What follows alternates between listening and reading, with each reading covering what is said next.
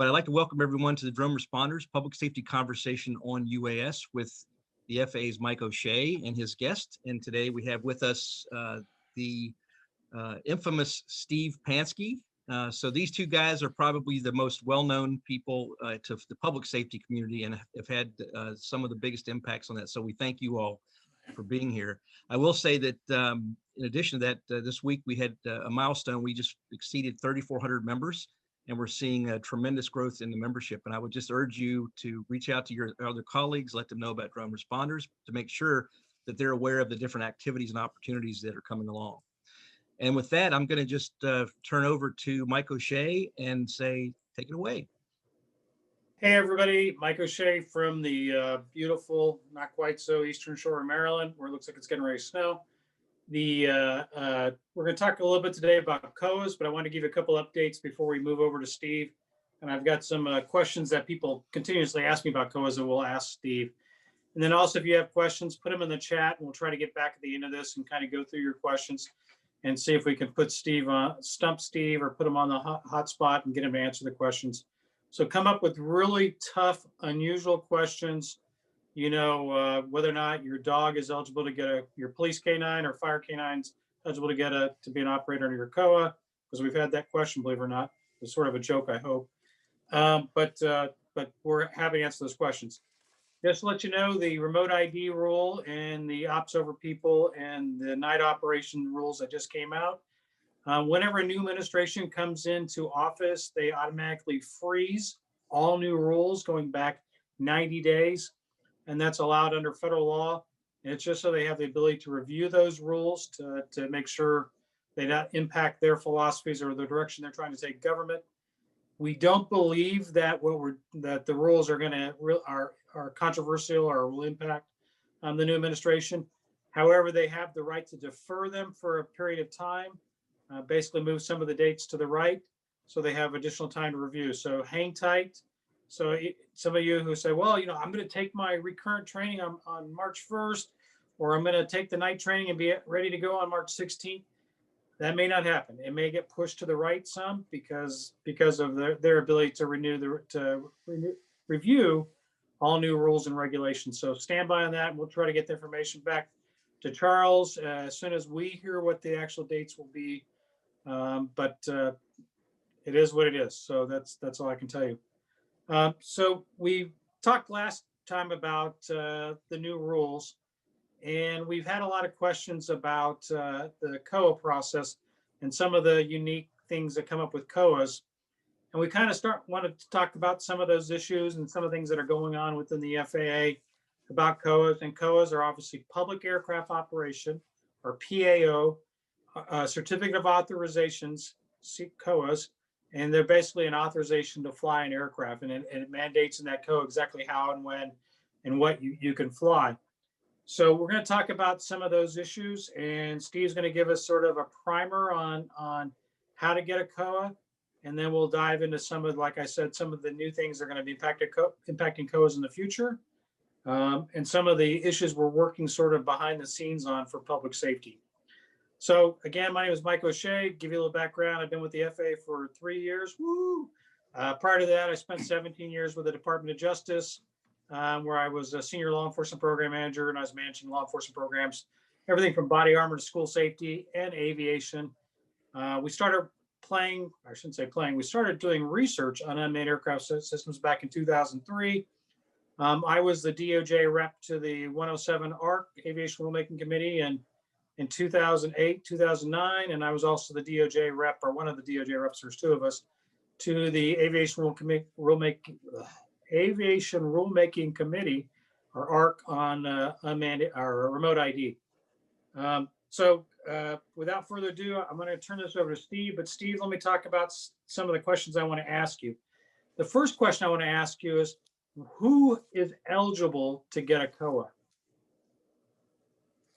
Okay, well, that's a good start, a good primer for talking about public aircraft operators, because to operate as a public aircraft operator, we're actually looking at Title 49 USC 40102A41, which speaks to public aircraft, and then as part of that, It also goes into 40125B and 40102A2, and I'll speak to all three of those as I sort of give you this little primer. But really, when we talk wait. Did you memorize these, or is this written down someplace? I got to tell you, I say these letters and numbers so many times, they're embedded in my brain. I probably sleep and they pop out in the middle of the night as I talk to myself. I can imagine that's what happens. You need a vacation. That being said, there's three qualifications for you to operate as a public aircraft operator. One is that you have to be a political subdivision of your state, whether you're a city, county, or state agency. And as such, we require you to provide the FAA with what's called a public declaration letter. It is not filled out by you, your public agency, but it's completed by a legal authority. Typically, it's your city attorney, your county attorney, or in some cases, it's the state attorney general. But they declare that, in fact, you are a political subdivision of the state and as such, qualify to operate under 49 USC 40102A41. We also do require, but when they make that declaration, that you also provide the enabling statutory citation in the state's constitution that actually made that declaration. And that's part of that requirement to do that. The other requirement we have is that you also will not operate the aircraft for compensation or hire or for commercial purposes. And that's what 40125B says.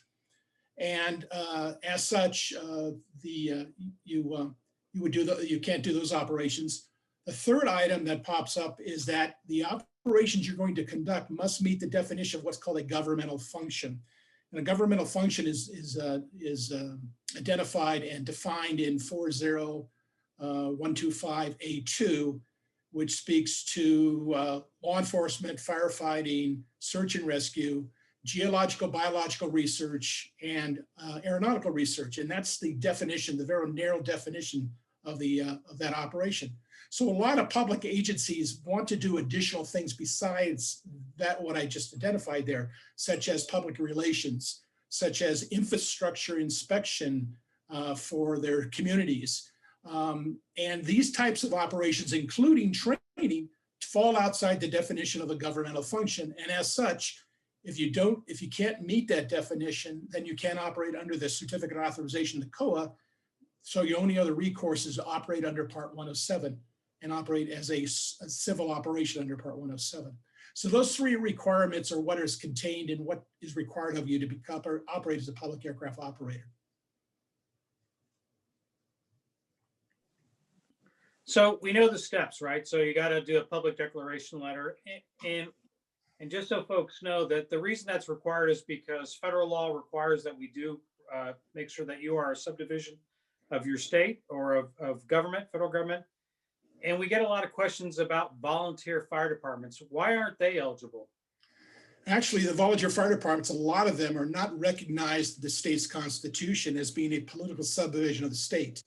As such, a lot of volunteer fire departments will either go to their cities and ask them if they would basically sponsor them, or in essence, we write the COA to the city or to the county, and then the fire department operates under the umbrella of the city or the county, with the understanding that the city and the county is the responsible entity, and that if something were to happen and the NTSB or the FAA shows up the front door, they're going to go to the public agency first and want to see their program that they established for that operation as a public aircraft operator. And then they'll ultimately talk to the pilot command based upon what the situation was or the incident that it took place. So when I fill out I'm in the CAPS program and it asks for me to enter a drone, and I enter the information about that drone, what happens if I buy additional drones or switch drones? How do I enter those back into the CAPS system? So what happens is when the COA application is completed, in essence, it's locked. You can't go in and modify the application. So what the FAA and air traffic did is said, we understand that a lot of public agencies, because the COA is approved for a 2-year period, are going to go out and buy additional aircraft. They're going to upgrade. They're going to change the model. They're going to do different things. As such, they're not going to want to write a new COA for the aircraft. So long as the aircraft is less than 55 pounds, the FAA air traffic came out and said, what we will do is we will allow them to operate under the COA, because the COA itself on the cover page says This authorizes an unmanned aircraft weighing less than 55 pounds to operate under these conditions. It doesn't specify a specific aircraft. So what they said was that will allow you to fly other aircraft so long as they don't weigh less, they don't weigh more than 55 pounds under the conditions that, one, you get the you get the aircraft registered with the FAA, and number two, that you write another airworthiness statement for that aircraft if it's a different make or model than the one that you previously actually uploaded into the application. You also have the ability to go into a locked application under the review documents section, and you can upload a copy of that airworthiness statement. So you can put it in the application, but you can't make any other modifications to a locked application. So what you're telling me is that if I get additional aircraft, I just need to create an airworthiness certificate, keep those with the aircraft, but I'm not required to try to put these back into caps. Yeah, that's correct. And if you look at your application, you'll probably see on the second page, it says a copy of this application and a copy of any of the COA will be with you whenever you operate the unmanned aircraft. So in essence, what you're going to want to do is make a copy of the application along with a copy of the COA, and then with the new airworthiness statement, just put that in the package with the rest of your documents, put it in the box with your aircraft. So when you go flying, a authorized representative of the FAA should approach you and you explain that you're flying as a public aircraft operator, they can actually request to see a copy of the COA and a copy of the application. And you'll have the new airworthiness statement with you. So when I do Part 107 operations, I have to take the initial testing and get certified to be a Part 107 operator. But the cool thing about a COA is I'm not required to have any training to operate that drone, am I? Well, if you think of those terms that simplistically, you're probably correct. However, that is not correct. The FAA still expects you to be able to operate that aircraft safely in the National Airspace System. So yes, you're not required to hold a Part 107 certificate. However, you as a public agency have to establish and provide your own training and certification program for that pilot who's going to operate under your certificate of authorization, your COA, which means that you have to design a training and certification program that's probably going to be equivalent to that of Part 107 to ensure that your pilots are receiving the appropriate training necessary to be able to operate safely in the NAS. So in essence, yes, you don't have to hold a 107 certificate. However, you take on a liability now because you're developing your own training and certification program. It holds true for a medical as well as currency requirements. You're all going to be required as a public operator to come up with your own program on how you're going to medically qualify your pilots to operate that aircraft safely. And if I could interject in here just quickly, we as drone responders have recommended that whether you have a COA or not, we recommend that everyone take Part 107 as just a basic primer for flying in the national airspace. And when it comes to Part 107 or COA, I think you'll hear as we go through this that we recommend that you have a COA and Part 107 to get the most diversity of being able to fly any of the missions you may come across. And Charles, it's a great statement. And the other comment we'd like to make to that is also one of the requirements that I mentioned earlier is that you have to operate as a public operator. You're restricted to only those operations that meet the definition of a governmental function. So in fact, if you come up with an operation where in fact it doesn't meet the definition of governmental function and your pilots don't hold a Part 107 certificate, you can't fly that mission at all. And if the FAA has identified currently that training is not part of a governmental function, if you have nobody that is qualified under Part 107 to be available to either provide oversight for other pilots to train, or if your pilots have holding 107 certificates to train, you will be able to train your pilots to fly before actual missions. Yeah, that's an important note, everybody. Did you hear that? If you have just a COA, technically you can't train under the current rules, or at least under the current interpretations. But that's also true as far as flying, Steve, isn't it? You can't even do public demonstrations to show people what you're doing if you don't have. And that is correct. It doesn't meet the definition of governmental function, so you can do it. So if the local school has a career day and the boss says take the airplane down and go fly the aircraft for the kids, can't fly it under the COA. The only operation is Part 107 and the rules that apply to Part 107. And whatever you do, if you're flying under a COA, do not take pictures of your county courthouse with the Christmas lights on it and send it to Mike O'Shea saying, "Isn't this cool?" Because it wasn't. But it was a good teaching moment, I guess you could call it that. But No, I'm sure they were looking for a suspicious person on the church. yeah, I'm sure that was it. But it was a nice picture, though. I have to give him that. But so, Steve, what are some of the advantages and disadvantages of having a public safety COA, public aircraft COA? So this is a great question because sometimes it changes on a day-to-day basis based on what you're going to be able to do under Part 107 and what you're able to do under the COA. And a lot of discussions are ongoing right now today on a lot of the provisions in the COAs that may be changing. But two items in the COAs right now that I think that are really something that a lot of agencies look to want to have a COA. And one is limited flight over people for life-saving events. The COA does authorize that, really understanding that, in fact, the nature and the mission of you as a public agency is probably going to put you over people. And as such, it makes sense that you should be able to operate to be able to accomplish your mission. That COA does allow you to do that. The other advantage is that the COAs all come with night operations in them. So you don't have to go out and get a separate kind of approval or authorization that Part 107 requires you to have. But of course, as we all know with Mike's last presentation, that's going to be changing. And we're going to now be able to operate at nighttime with the additional knowledge training that's going to be provided, as well as the operations over people based upon the category of aircraft and how the manufacturers are going to design them or modify them so that you're able to fly over people. So as we say, these are changing on a daily basis is what they are. So another question we get a lot of time is, what's the length of time does this all take? So if I want to get a PDL, public declaration letter done and send that off to the FAA and then go into CAPS, when can I expect to see my COA? In a year, 3 years? So yeah, it's a process. I'll just tell you that. And from the start, once you've submitted the public declaration letter, we actually review it first before we send it on to the FAA's legal office, simply because we're looking for some key components to be in there. And those are the key components I think I spoke to earlier. We want to make sure you're identifying that, in fact, what's the enabling statutory citation that was provided for your agency to be qualified as a public aircraft operator? Are you declaring that you're not going to operate for commercial purposes, compensation and hire? And you are also only going to conduct operations and meet the definition of a governmental function. If those components are all in there and we forward it on to the FAA's legal office, depending on how busy they are, the response can be anywhere from a day to upwards of a week. It just depends on how busy the legal office is in getting back to us.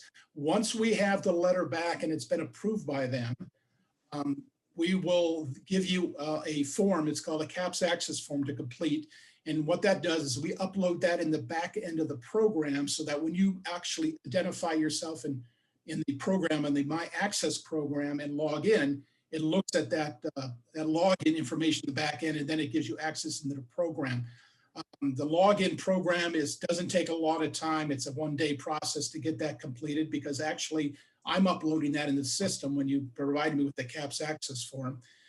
Then once you log in and complete an application, depending on the application you complete, whether it's a blanket Class G COA, which is authorizing you operations at or below 400 feet, day and night operations, in Class G airspace, visual line of sight with the aircraft weighing less than 55 pounds, with a good application submitted, that probably takes about 5 business days to be processed by the service center. And the service centers are either in Atlanta, Fort Worth, Texas, or Seattle, depending on where you are located and your agency is located at. Process it within 5 days and you'll have an approved COA. If it's a jurisdictional COA, and when I say jurisdictional COA, it's a COA where you identified a specific operating area, either like the size of your city, the size of your county, or it could be a couple of counties. It all depends on where you plan on most of your operations taking place, or you perceive to be about 90% of your operations taking place. Depending on how difficult or how complex that airspace is, that COA processing typically takes anywhere between 30 and 60 business days to get processed. Again, a lot of it depends on the complexity of the airspace. If the airspace also includes having the FAA to coordinate with the Department of Defense on a DoD facility, that also adds time to our coordination, because they've got to go up to them and give them a copy of the of the planned activities that you're going to be conducting so that they can provide feedback on what they believe they need in order to allow you to operate within that controlled airspace. So a couple of points that can you answer for me? One is that when I'm filling out my CAPS application, or even if I'm filling out a waiver, what's the address I should use? Should I use my home address or should I use my agency's address? So they're actually in the application, there's two sections in it. The first page of it is the sponsor information in it.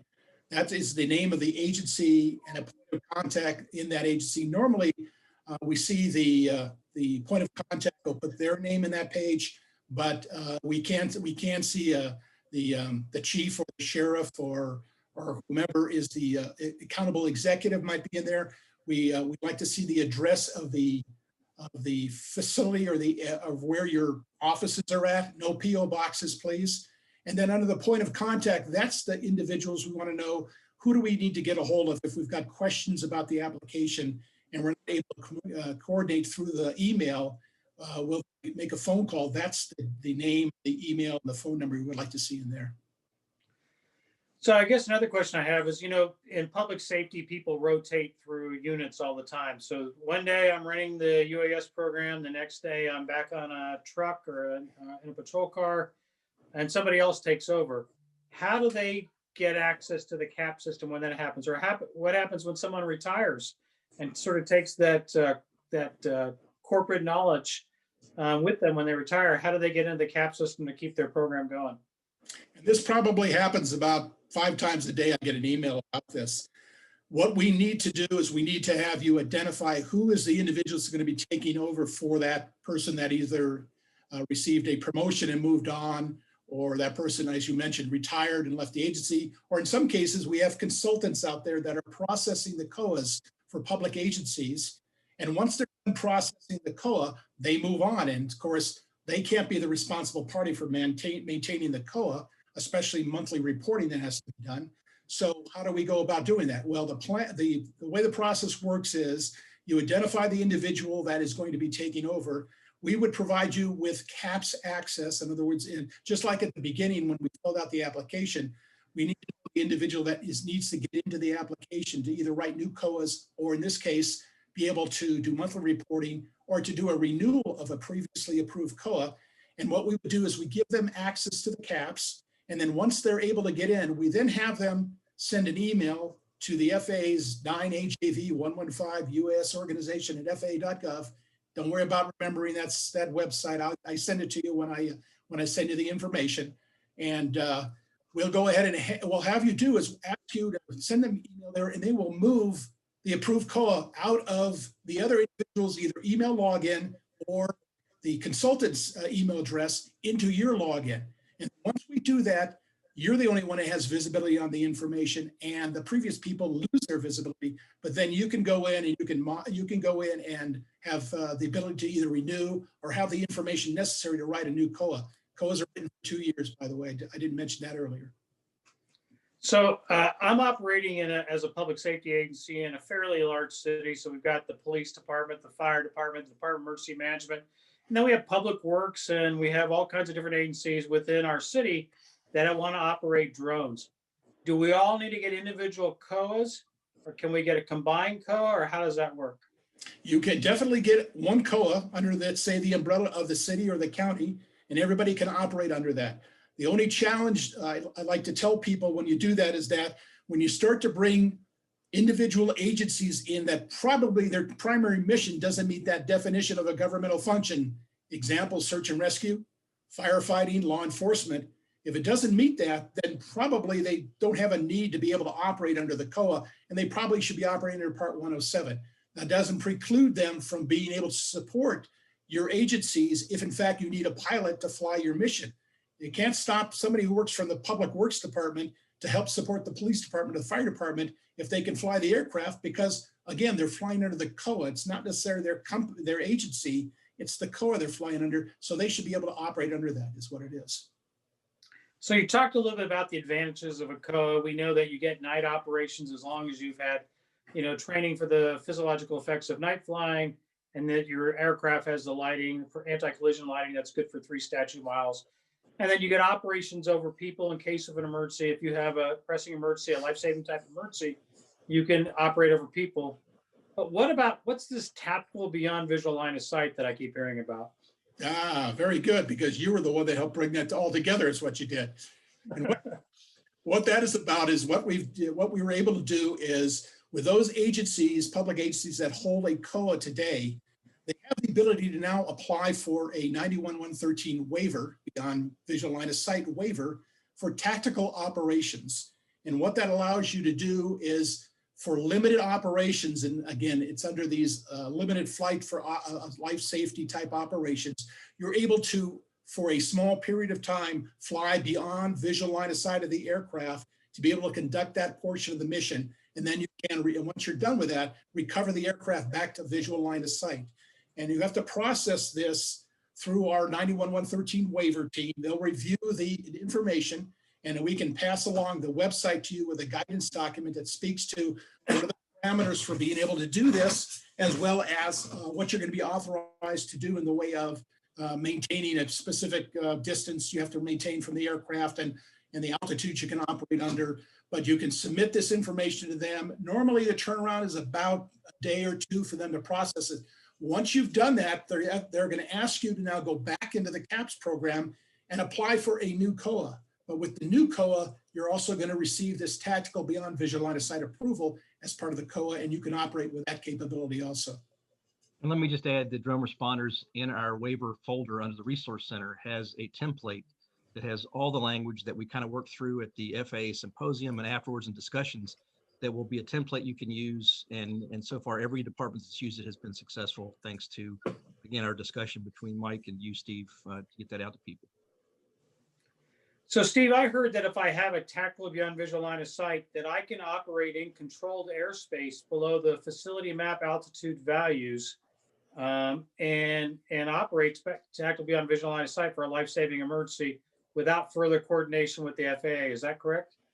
So if your COA authorizes you the operation within that location, then that is correct. You won't have to do any more coordination for it. However, if it does not authorize it, then what you'll have to do is make a call to the FAA System Operations Support Center, the SOSC, and you'll ask them for a request for the approval to operate there. And as part of that request, you can explain to them that you hold a tactical visual line of sight, and that's part of the operations you're going to be conducting for that approval. Very good. That's for SGI, right? That's the SGI. That is correct. Yeah. And our hope is actually to have somebody from the Systems Operations Support Center with us next month to talk about the SGI process. So you talked about tactical beyond visual line of sight. You talked about some of the other issues with the COA. What are some of the issues that you hear with people operating with the COA? So my big issues that I run into all the time is processing through the CAPS program. And this is a very challenging program, to say the least, simply because the access into the program, the My Access program, is basically a validation of the individual that needs to get access into the program based upon the information you provide being vetted through a program called LexisNexis. And some of you that are not aware of LexisNexis, it is a very large database that holds personal information about everybody, I think, in the United States, including your personal phone numbers and your home addresses. And it bounces your information up against that database to be able to validate that you are who you say you are. And that's the only reason this program is there and the FAA uses it under the DOT, is to validate who you are. It's not a database that's maintained by anybody outside of LexisNexis. It's a program that is only there to validate. Once we validate who you are, you don't have to go through that process again. It automatically recognizes you and then it gets you access. Our challenge is that, unfortunately, public safety, there's a lot of individuals that would love to find out where public safety people live in this world. As such, they have the ability to actually have LexisNexis block information that people make inquiries on other people. And unfortunately, when they put a block on LexisNexis, it doesn't validate it in My Access. So we have a difficulty trying to validate who people are. And that's problematic because LexisNexis and this program is the only means we have of getting people into the program. We don't have a workaround for it.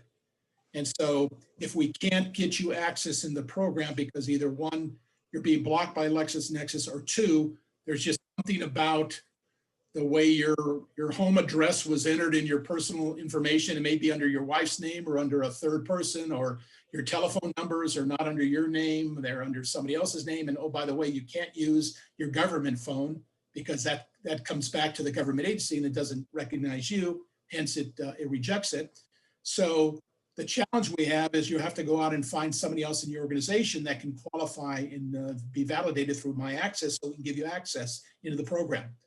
That's the bad news. Well, the good news is that for everybody on the line today, CAPS is going to be going away. It's being sunsetted, and we are we're being told right now that we're expecting CAPS to be transitioned into drone zone, one shop stopping for everybody, probably in the fall or the winter of this year is when it's going to happen.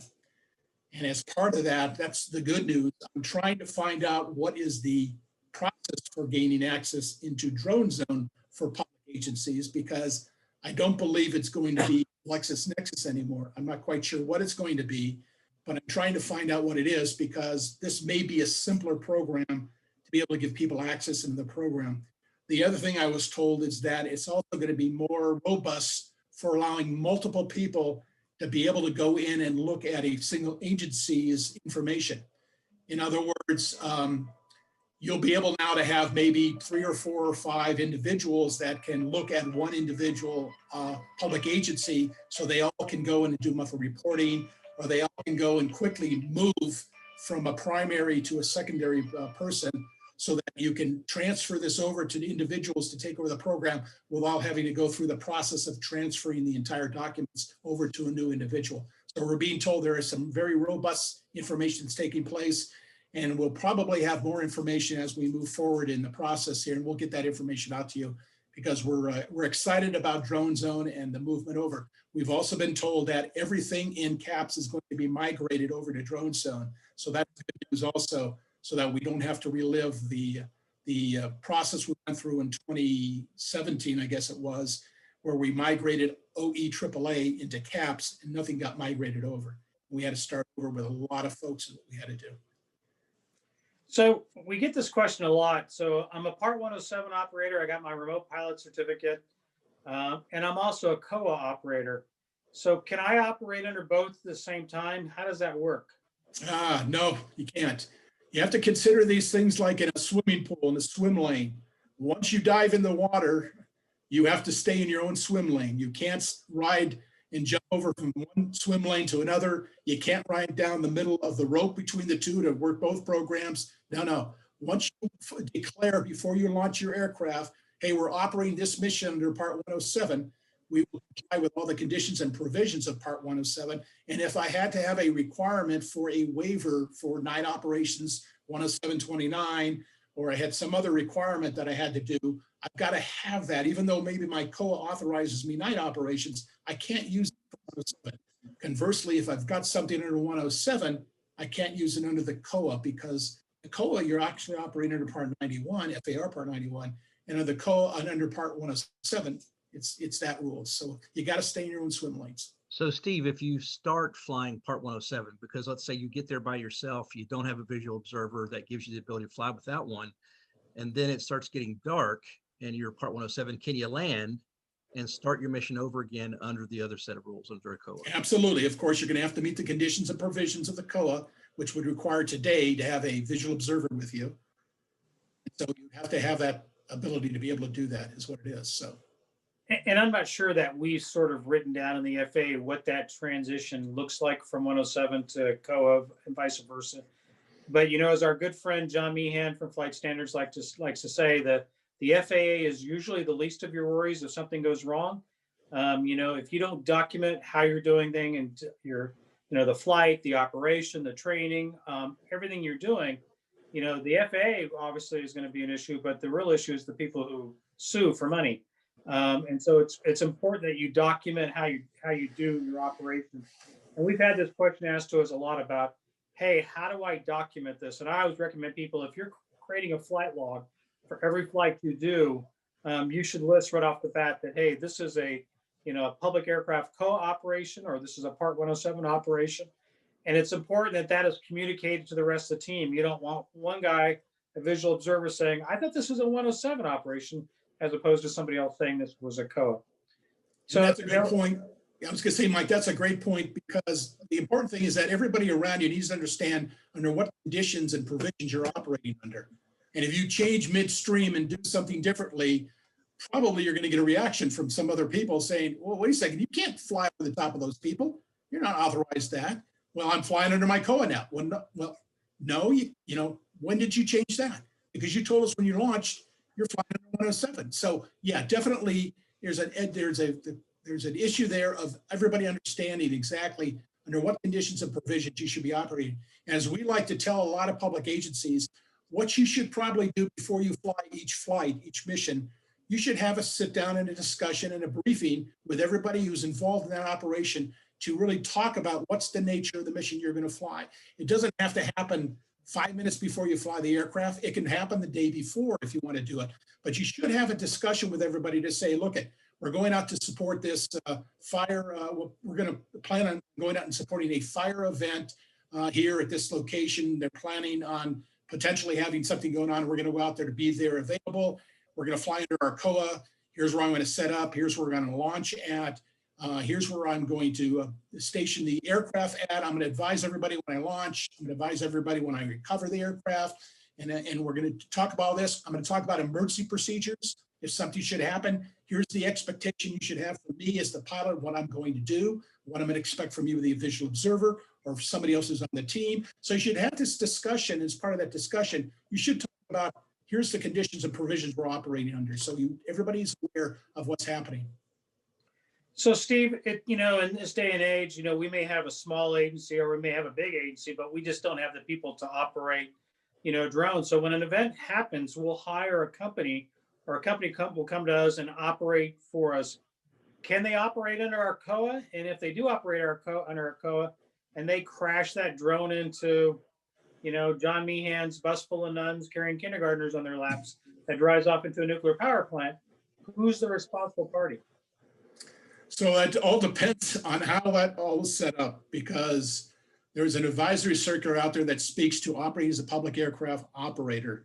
And so if in fact you as a public agency are hiring a third party vendor to come out and fly for you, the question becomes one of, well, are they going to fly under Part 107, in which case all you've possibly done is entered into a contractual agreement between the parties on hiring them to fly under the 107 rule and to fly the mission. Or if they're going to operate as a public aircraft operator, in fact, you have to have an agreement between the parties, and you actually have to go to flight standards beforehand and provide them information specifically on that agreement between the parties and how they're going to operate under you as a public agency. And of course, you as the public agency are going to be the responsible entity, which means you're going to have a certificate of authorization to operate. And if anything happens, they're coming to you, the public agency, if something should happen. So you really need to think through that quite a bit before I think you make a decision on how you want to go about doing that. And there are a lot of companies out there that are starting up that are looking at this as a potential business opportunity to provide services to public safety agencies. But they're all looking at this as a Part 107 operation. I think civil commercial operation and providing services that way, as opposed to wanting to operate under the public agency because of the liability discussions happening between the parties is what it is. So Steve, I hear you saying that somebody just can't come in and operate under your COA tomorrow without some kind of previous approval of that. Well, that is correct. They're going to have, and that has to be done before the fact is what it is. And they have to go to flight standards for that. And when you say go to flight standards, you mean go to the Flight Service District Office or the FSDO? That is correct, yeah. They have to go to them and make documentation to them is what they have to do. So, when I'm flying under COA, what are the actual flight rules I'm flying under? So as far as the flight rules, they'll be called out in the COA itself. Operations, depending on the altitude that you've requested and what's approved in the COA. Operations at or below a specific altitude. It'll call out the operating location that you've been authorized to fly within.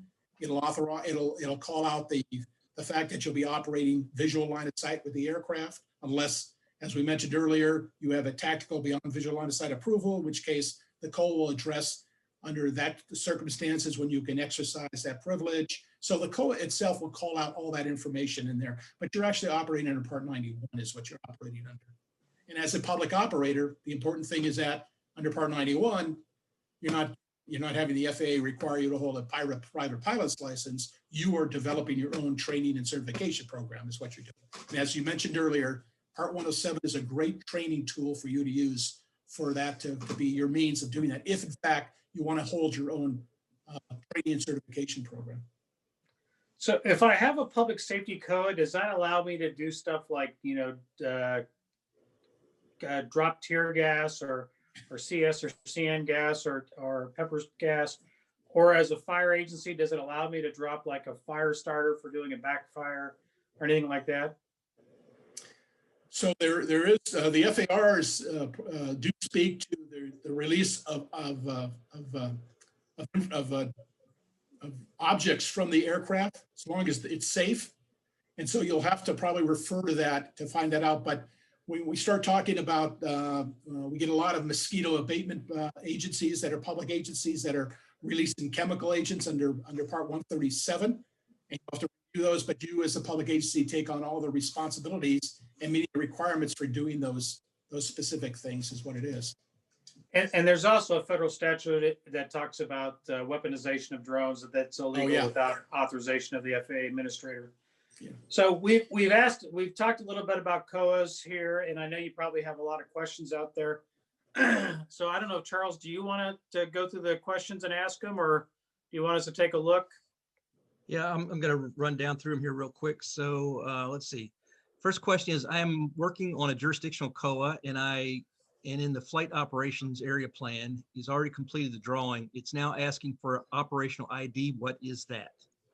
That we just it's looking it's requesting a means of being able to identify that specific drawing that you put on the map. It has to give it a name to it. So you can either call it, specific operating location, or what I normally tell people is just put the initials of your agency in there.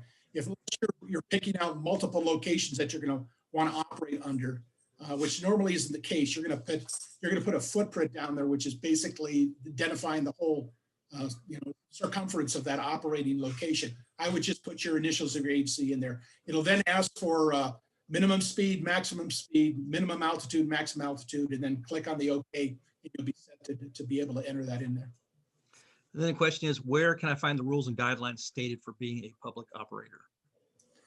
Well, as I mentioned earlier, you can look at 49 USC 40102A41,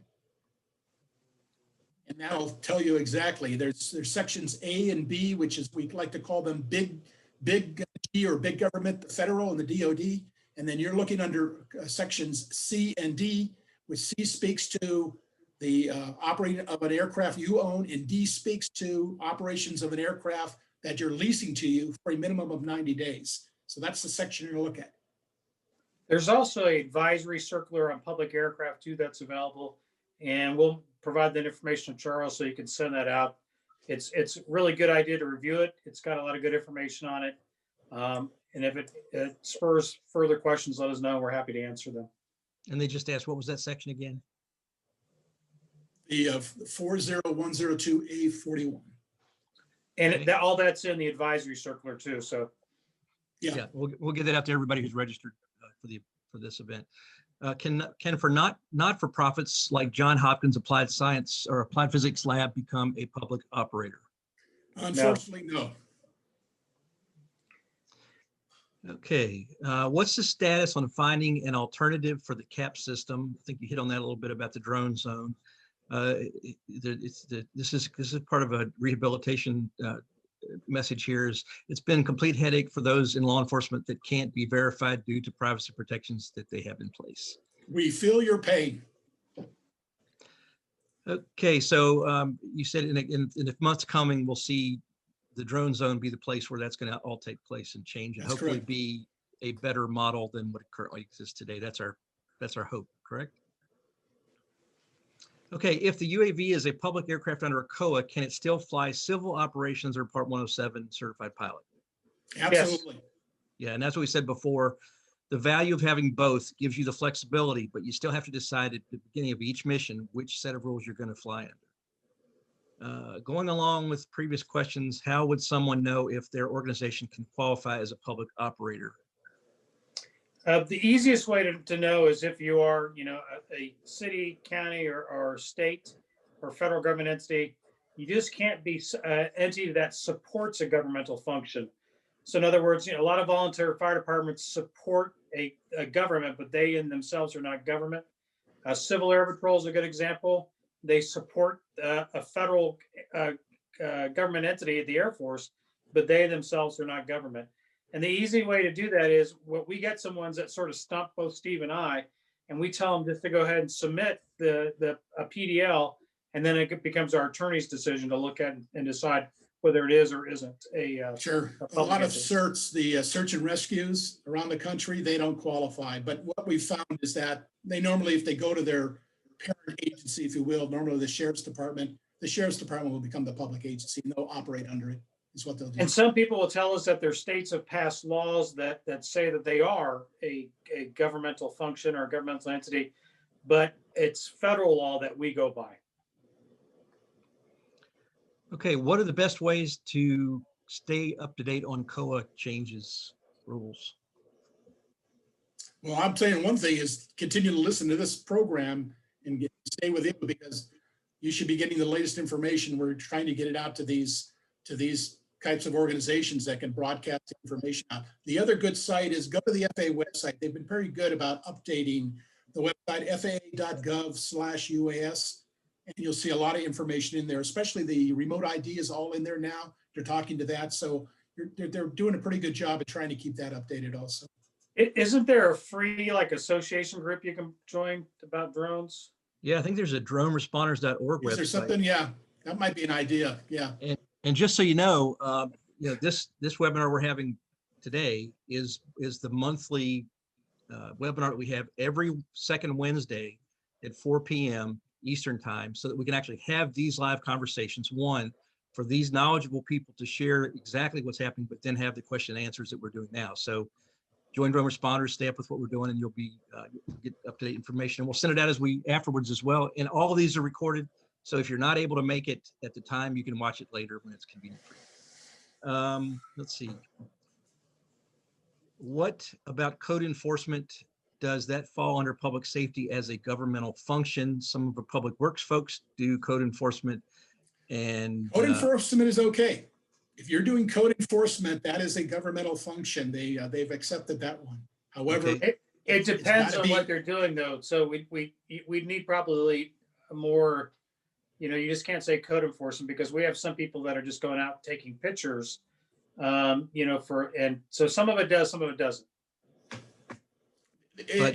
Mike mentioned it earlier. He said it really comes down to if something happens and they're out there investigating and they're going to start looking at this. If in fact it wasn't a true public mission that met the definition of a governmental function, they're going to treat it as a 107, and they're going to start asking for all the information you're going to need to provide for 107. So that's where you leave yourself up to that liability. And again, as Mike had mentioned, the worst of your case is the FAA, because if it falls out of the sky and hits somebody and somebody gets injured, then those questions become really relevant, is what it is. So you want to be careful there.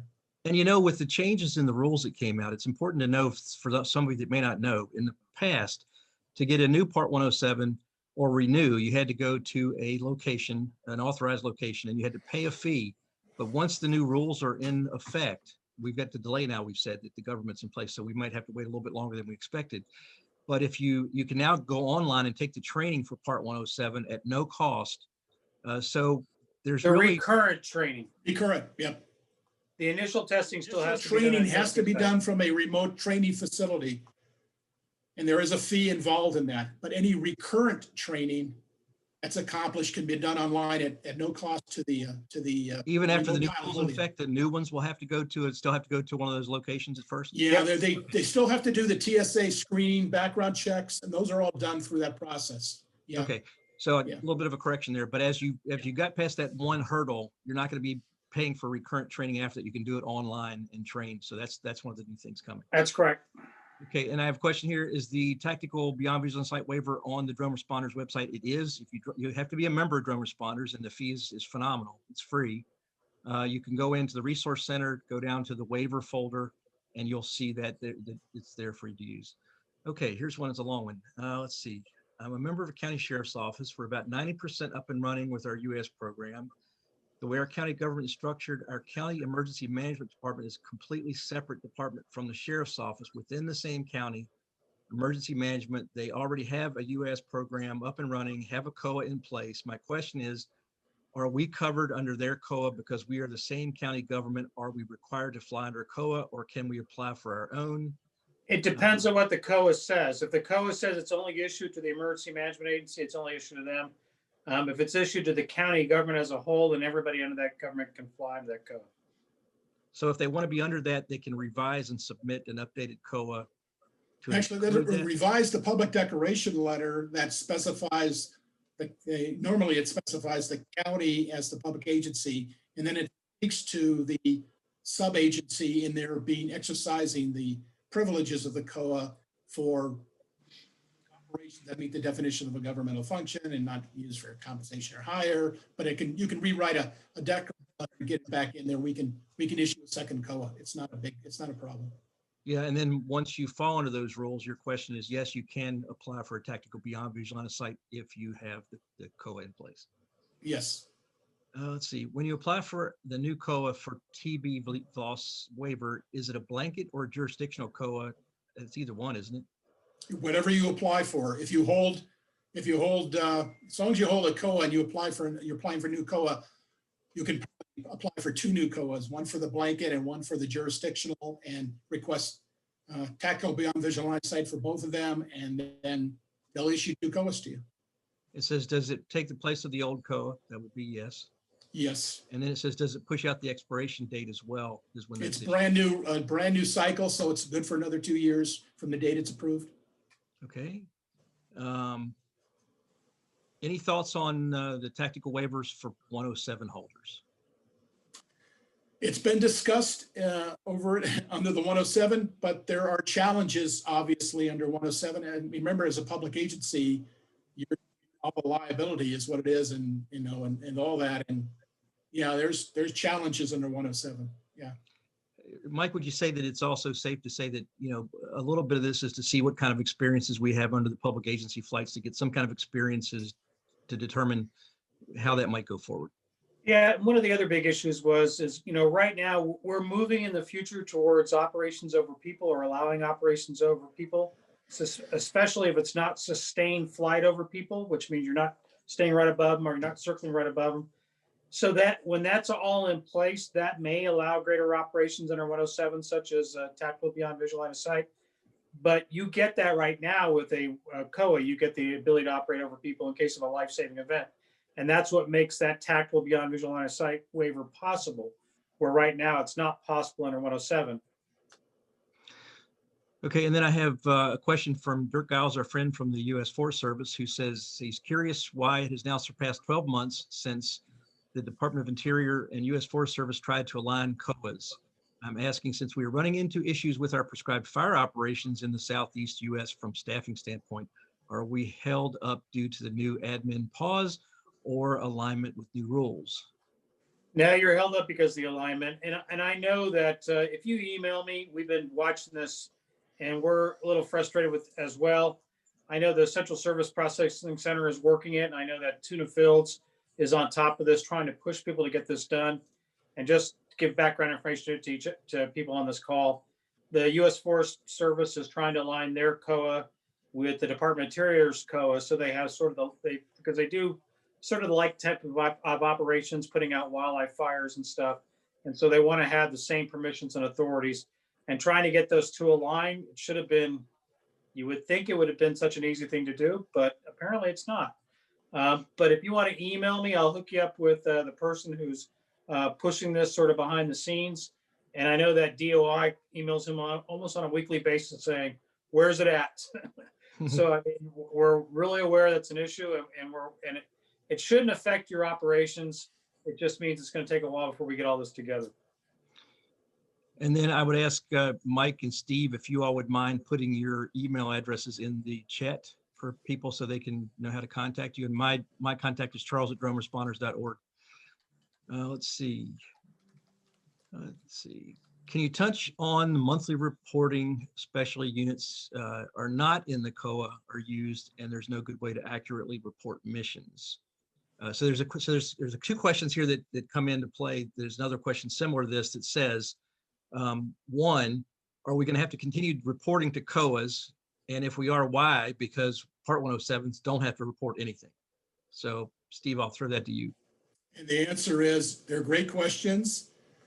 Raised this to the Air Traffic Organization that initiated these back when the 2012 reauthorization language was written that sort of generated the 333 exemptions, which set the standards in there and wanted that in. And now we're trying to determine if, does it really make sense that we are not only requiring monthly reporting just out of public agencies, we're not doing it for 107, but we also have a disparity between what 107 operators with no visual observers, where we required of public agencies, and a few other items there that have been raised to the surface and are being questioned right now and addressed. A lot of it has to do with the FAA pulling together what we call a safety risk management team that has to do an evaluation. We understand that that is going to take place, and we're cautiously optimistic that we're going to see some changes in the future. How's that? So, and we do think we're going to see some good changes that I think you guys will like in the near future, that we can't really get into too much detail because we're still working the issues. But like Steve said, we are trying to more closely align the 107 requirements with the COA requirements. And you should know that they're really coming from two different parts of the FAA. You know, one is coming from the Air Traffic Organization, that's the COAs, and one's coming from flight standards and safety folks on the Part 107 and waivers. So we're trying to make sure that they look a lot more alike in this alignment process. So all I can tell you is stand by. And the new rules with flight over people and night operations are helping bring that kind of together a little bit more closely aligned in a way. You still have to go through the training to get them where the COA gives them to you. So just go. Yeah, but there's if you look at the provisions in the COA, it actually required the training in there is what it did. So in essence, I'd like to think that the 107 people captured what we put in the COA, and they made that part of the requirement for the approval of night operations. Now we just have to do the other one with the category aircraft for the COAs too. If we can get that back the other direction, that'll be a plus, I think, for the COAs. Okay. Yeah, and the other thing I think it's important to note is that, and I forgot what I was going to note. So go ahead, Charles. It doesn't happen very often, but it's like Stump Mike. Okay. We are a 5 public agency UAS program that are strictly Part 107 pilots. Are the pilots open to more liability than if we were also a COA agency and flying under a COA when the conditions warrant? Let's hold on one second so I can get this thought out before I forget it. Okay. So the question we've been getting is, if I have a COA, do I have to do my night training on the new rule? And the answer to that is no, because the night operations under the new rule is under Part 107. And if your COA allows night operations, then it'll continue to allow night operations. So we've had that question several times from agencies, from agencies big and small. So the second question there is, if I have a COA and I allow someone to operate under, what was the last part of it? Is there more liability operating as Part 107, or is there more coverage or protection if they're operating under a COA when the conditions warrant? So neither Steve and I are lawyers, and because of that, it's really, if you have a question about those operations, and really as far as the FAA is concerned, we don't see a difference either way. But you should talk to your own general counsel to see, because laws are different. You're identified different ways in different states and locales. So you need to talk to your own general counsel and ask them that question. We used to get questions all the time about the idea that we've brought on board a commercial pilot to fly with our UAS. And, he's gone and gotten his remote pilot license and whatever, but he was concerned about the idea that he's got a commercial license, and is that subject to possibly being, him losing that license if something happens as a remote pilot. And the answer that we have received is that obviously everything potentially is on the table. If the situation is egregious enough to warrant having to pull his remote pilot, it may be egregious enough to say, and we've got you flying in the cockpit of an airplane with people in the back there too. There could be some question about that too. So yeah, there's a lot of questions around this idea that, what's my level of liability? And as Mike said, I mean, you really need to really consult, your legal people and find out, what, but for the purposes is the question used to be is, if I'm under a COA, I'm sheltered. I don't have to worry about it at all. Well, that's not necessarily true. I mean, you are flying the aircraft, and if you look under Part 91, it specifically states you're the pilot in command, and you're the final authority to what's safe and what isn't safe. So it doesn't really matter that your agency said go out and fly that mission. If you said I did it because the boss told me to go do it and it wasn't safe, and so hold yourself up to liability there, one way or the other is what it's going to be. So you got to sort of consider that. And that's a really important note for anybody who's listening that's head of an agency or department. When it comes down to the decision of flight, the RPIC is the ultimate decider of whether that mission is safe to fly or not.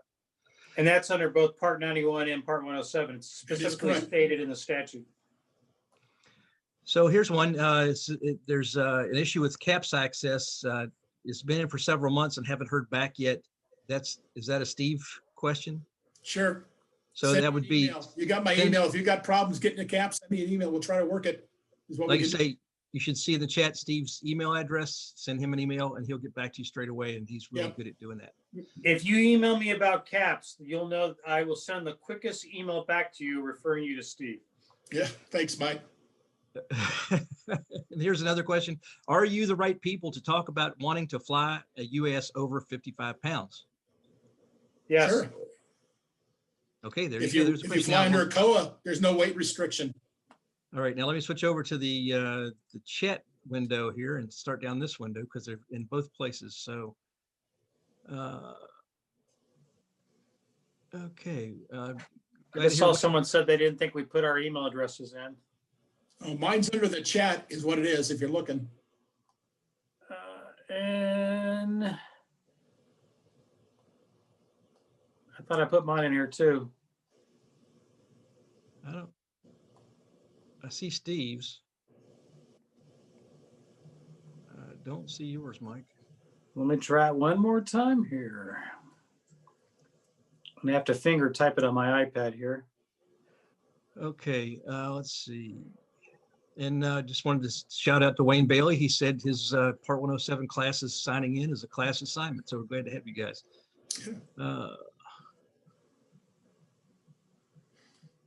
Okay, let's see. Oh, I know why mine didn't go. It went to Chris Todd directly. Well, there's your mistake. So Chris now has my email twice. Okay, already answered that question. Answered that question.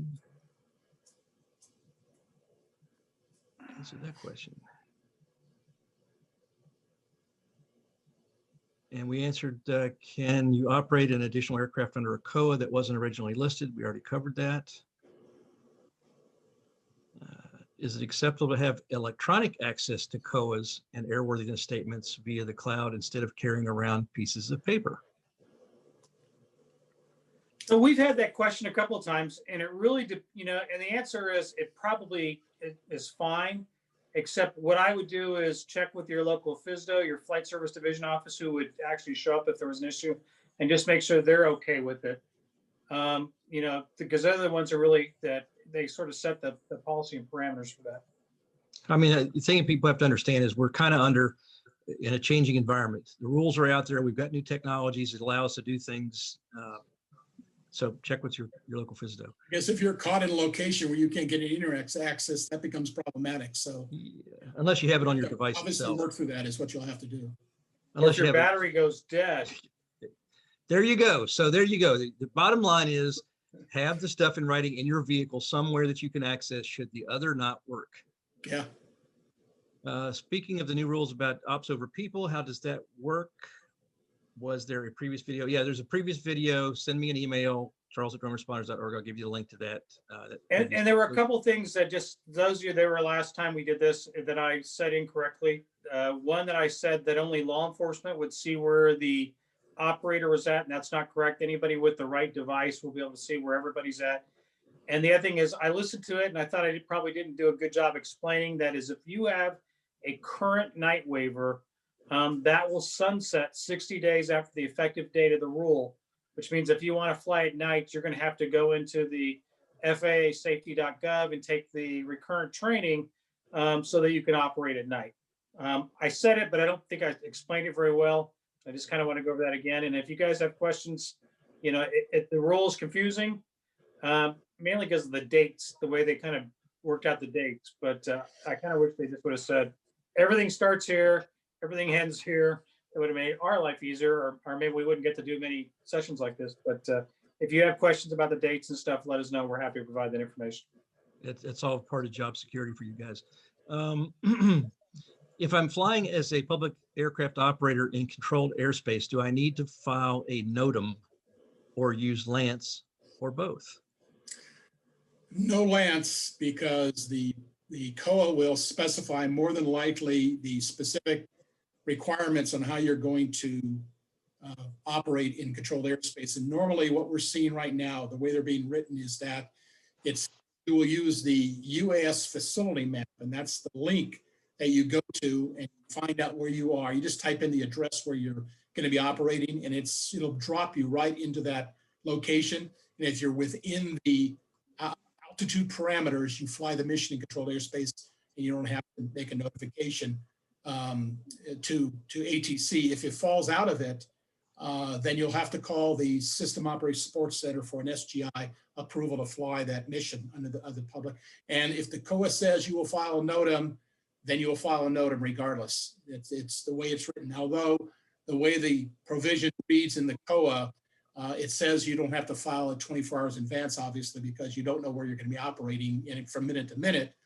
So you can file the NOTAM immediately before you fly, or in some cases, you don't have to file the NOTAM at all, depending on the nature of the event that's going on. But your COA specifies that, or how you're authorized to do that. It's important to recognize that Lance is actually for Part 107 operations. It's not for COA operations. And we've had the questions already saying, hey, so when we go to this where everybody gets to operate at night, do we get to start operating at night with Lance? And the answer is yes, eventually. And the reason why is because I think people were under the assumption that you could just flip a switch and then we would automatically go to night operations. But what has to happen is all these universal service suppliers that provide the Lance function have to basically develop the software that allows now operations at night. And then we have to test to make sure it conforms to FAA standards. And they think that's going to take some time. So we're probably looking at late summer, early fall before you'll be able to do night Lance authorizations. And in the interim, you'll have to go to Drone Zone to file it.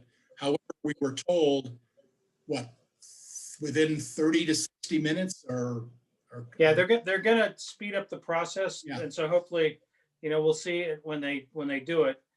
And the other thing is, the NOTAM requirement, I know we still get questions about that. And what I like to do is, I know on this call is Detective Sergeant Carl Blando from Boston PD, who's come up with a great process for how to quickly do NOTAMs. And he can certainly assist you with that. And he's also a member of Drone Responders and would probably be a good person for you guys to film and do a little thing about how do you quickly do a NOTAM. Great resource. He just put an email on that. Yeah, the question is the only advantage of a public safety agency having a COA in addition to Part 107 certificate and a Part 107 night waiver or eventual allowed night ops under Part 107 or flights over people? I think before we said, so the COA, one of the big things now with the COA is you can get a tactical beyond visual on a site waiver, which is huge. You cannot get that under Part 107. Now you are seeing Part 107 rules change to allow night flights and operations over people based on the rules. So you need to know what those rules are, and more information is coming to really spell that out, because that's not really clear yet as to what aircraft falls under different types of classifications and such. Did I answer And that a right? lot of times it depends on where you fly too. I mean, your jurisdiction, some jurisdictions are just made for Part 107. I mean, you know, if you can get a waiver for night operations, or you had a waiver for night operations, you know, but we always used to say COA are pretty good for one, night operations. It's good for operations over people for life-saving emergencies. It's good because you don't have to send someone to take $160 to take the test. You can do your own internal training within your agency. And then you have access to tactical beyond visual line of sight. With the new rules, some of these things will change, and I think it'll make 107 more attractive to a lot of agencies. And in some cases, it may be all they ever need to fly. And like Steve was kept referring to, if you get to that point where you need to fly, you have an emergency, and it's a time constraint to operate, you know, it's got to happen, you know, very soon. It can't happen days from now. Then we have what we call the Systems Operations Support Center that you can contact and get an SGI, which is a special governmental interest, which is essentially an emergency authorization to fly. And our next session of these, we're planning on bringing people from the SOC here to sit on the panel with us. But I got to tell you that the SGI process, if you haven't dealt with the folks in the SOC, they bend over backwards to help people get in the air. I know people who say, I'm not even sure where I'm at, and they've actually located the GPS coordinates for them to get them in the air to fly for those emergency operations. They're a great bunch of people that do a really great job.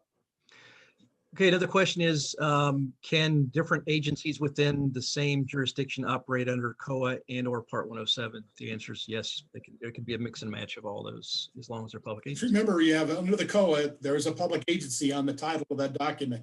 They're the responsible party, is what it is. And you said under that declaration letter, it should say all the agencies that are going to be operating under that and the conditions of which they're going to be flying.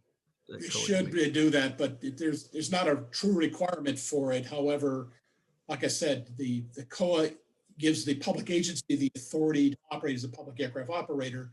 They determine basically what are the conditions that they're going to allow, you know, their pilots to operate under, the training, certification, and medicals, and flight time, flight duty time, and things like that. And if you know, you can pick up a I mean, like I said, you can pick up a United pilot and have them fly for you under your agency. You can do that. He's just operating under condition provisions that you've put in place, and they can do that, is what it is. Okay. But you need to understand that your department is assuming the liability for that Yes. operator. And this was an issue that we had several years ago when Houston had a lot of flooding. We had people show up at departments, you know, on their way, they stopped at Best Buy and bought a drone and said, hey, let me fly for you guys, take pictures. And departments would call us and say, hey, can we do this? And the answer was, yeah, you certainly can. But you need to know that you're on the hook for the liability here. So if you don't know if this guy is certified, you don't know this guy's experience, you know, it's a huge risk for you. And as you well know, Charles, as a former fire chief, if you become a chief, a sheriff, or superintendent of state police, you're not a firefighter, you're not a cop anymore, you're a risk manager. That's right. And that's your sole job, is to reduce risk. And it's really important that you sort of think that through. I'm going to let somebody fly that I have no idea how good of a flyer he is. I'd also add that you have a requirement as a public agency under the COA. The aircraft you're flying either has to be owned by you or leased to you. So now you're going to have to enter into a lease agreement with that individual, because they're a 90-day you in essence took on the liability of the aircraft too, is what you've done. So I'd be leery of those duct tape and rubber band airplanes that show up at your front door. Or they're not even out of the Best Buy or Amazon box yet. Yeah. Confirm only COA flights are required to be entered into the monthly CAPS log. Part 107 and or SGI flights are not. Is that correct? That is correct. Okay. Already answered that one. What about a public safety agency flying under another public safety agency's COA jurisdictional COA during a mutual aid event. Does that have to be run through flight standards, or is it okay because it is still a public safety employee operating the craft?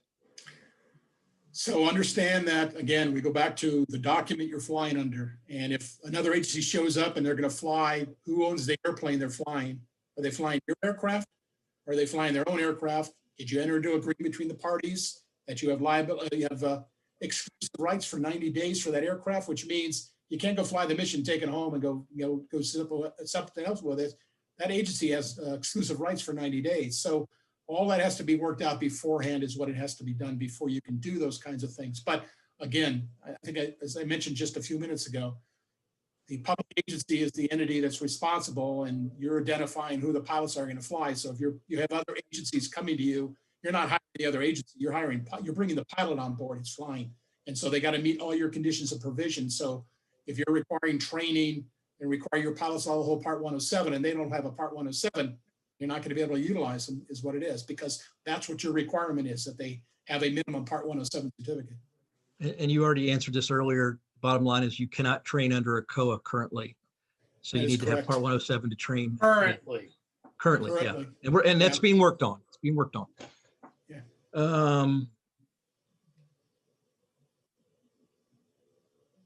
Okay, we've already covered that. These questions are coming in faster than I can get down to them. Okay, that's it. Thank you. Welcome, welcome, welcome.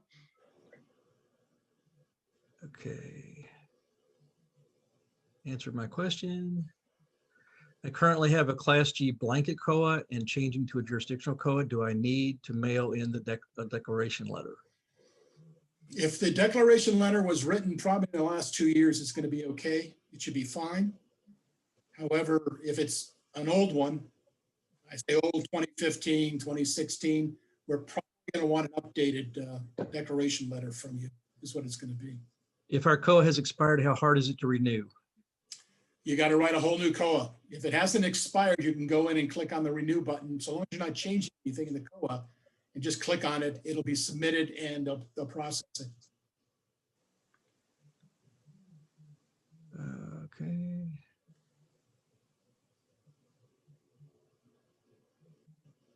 That's a question I should have asked you, Steve. That's a good Okay. question.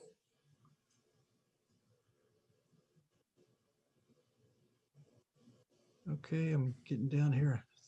Every time I think I'm getting to the end of it, I'm getting more questions coming in. Operations over people under Part 107 will require remote ID if over 250 grams.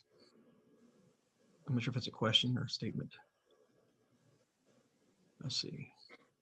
Okay. So operations over people is broken down into 4 categories. The first one is 0.55 pounds or less. It's really looking at the operator operating, a drone that weighs less than that the props are shrouded so they can't cause injury.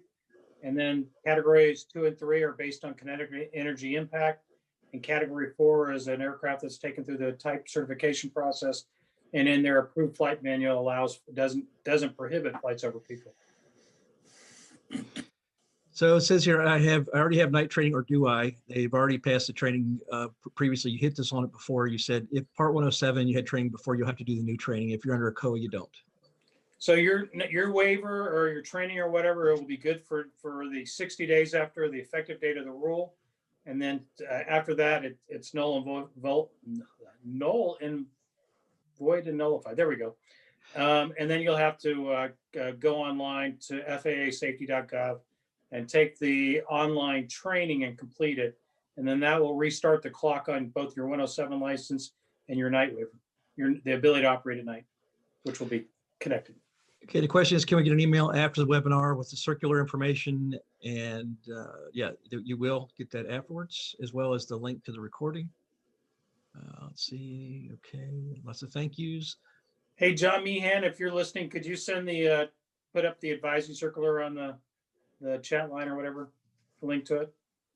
So this one says, so I can't fly my agency's aircraft under another agency's COA, question mark.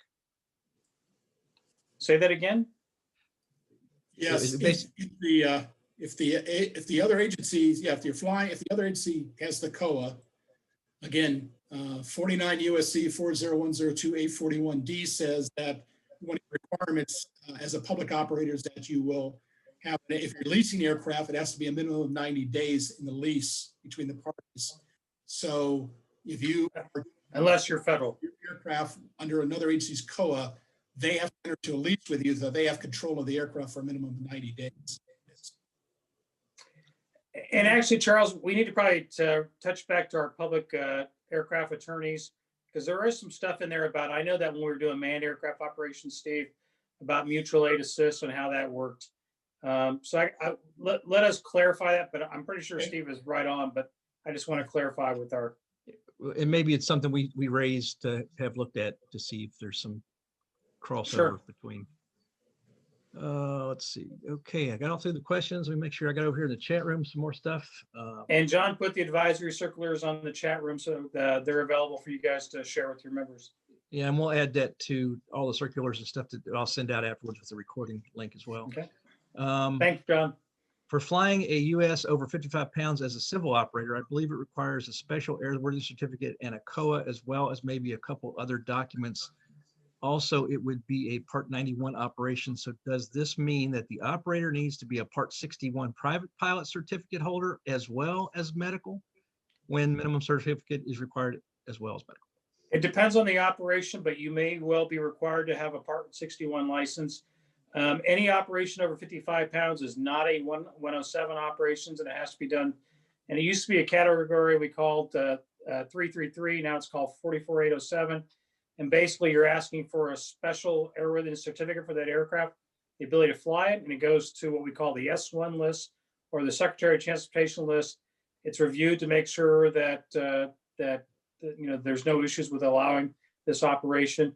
And it's usually a kind of a stepping stone. So you're like demonstrating the aircraft, you're testing the aircraft, and then you're looking to either take it to, a Part 21, which is a certification process for the aircraft, or you're going to take it to like Part 135 if you're going to do, package delivery or on-demand package delivery or that kind of stuff. So it's usually sort of a testing or a stepping stone to further operations. And I would say now, and if you're operating under a COA with aircraft weighing more than 55 pounds and you want to fly at some godly altitude because you are able to purchase a Predator from General Atomics, I want to know, first of all, how did you afford to buy a Predator from General Atomics?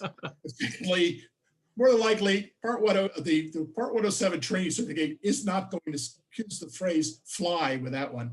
You are probably going to need to have probably probably a private, but you'll need a commercial and instrument rating to be operating that is what you're going to need. So yeah, it's all relative to the size of the aircraft, the operating altitude, the footprint of where you want to fly. All of that's going to take place. And those COAs will be obviously reviewed by flight standards as part of the process to review and approve a COA of those natures. So fittingly, this is the last question, so please don't type any more in because we don't have any more time, but we have actually covered all of them. This says, I work for a sheriff's office in West Texas. We are almost completely in Class G airspace. We currently have 2 Part 107 pilots, but are looking to expand in the future. Would you recommend a COA for us as well, or continue to operate under Part 107? I will just add, from my perspective, if you want to have that very quick tactical beyond visual line of sight waiver that allows you to operate in those dangerous missions, then yes, you do. And then I'll throw it to you guys as the last wrap up. So it depends on where you're at in West Texas. I mean, if you're like in Del Rio or someplace where you have a military Air Force base, it really depends on where you're at. I mean, if you want, you can just reach out to either Steve or I, and we can sort of talk about the area that you're operating in, bring it up on a sectional. And in some cases, like I said, 107 works great for some people and in some situations, and they really don't need anything else. But it really depends on what you guys are planning on doing, what you think you're going to do. And if you want some good support in Texas about operating in Texas and what works and what doesn't work, I would definitely talk to Jason Day with Texas DPS. He's a great resource. Brandon Carr with Pearland, Texas. And then there's a lot of other folks out there. Neil Landfill from Arlington, Texas PD, that are all great resources in Texas for doing UAS operations. And we can certainly connect you with those folks, and they're more than willing to help you with your program. I know that Jason Day, He always jokes with me about sending people to him, but really he likes helping other agencies, you know, and Texas DPS likes to be sort of that big brother agency, helping other folks. So big brother in a good way. So yeah, I'm happy to make those connections. Just email me and we'll help you out. Steve, any last words?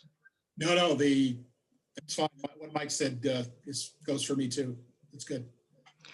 All right, well, listen, that brings us to the end of the session at 5:30. We are exactly on time and have covered every question that's been asked. Just so you know, I thank all of you for participating today. This is a drone responder series that we come and have an actual engagement with the FAA. We thank Mike O'Shea for being our host each month to bring in other people from the FAA. And again, Mike and Steve, both of you, thank you for all the things you've done. You have been instrumental in helping us as public safety save lives around the country. So thank you for all that you've done.